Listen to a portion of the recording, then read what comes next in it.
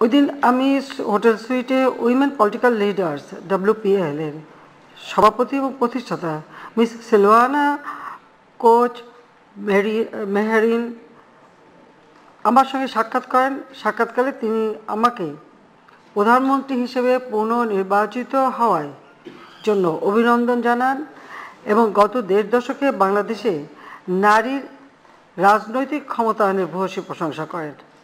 নারীর রাজনৈতিক ক্ষমতায়নের অসামান্য অবদানের জন্য আমাকে WPL এর ট্রেইলব্লেজার অ্যাওয়ার্ড 2023 গ্রহণের জন্য তিনি আমাকে আগামী ২০ মার্চ 2024 তারিখে এথেন্সে অনুষ্ঠিত WPL সামিটে অংশগ্রহণের জন্য আমন্ত্রণ জানিয়েছেন। আলোচনায় আমি আমাদের সরকারের বিশেষ করে নারী রাজনৈতিক অর্থনৈতিক ক্ষমতায়ন সংক্রান্ত নীতিসমূহের বিশেষ আলোকপাত করলে এ বিষয়ে পশ্চিমা বিশ্বের বাংলাদেশের নীতি ও কার্যক্রমসমূহ থেকে শিক্ষা নেওয়া উচিত বলে তিনি মন্তব্য করেছেন।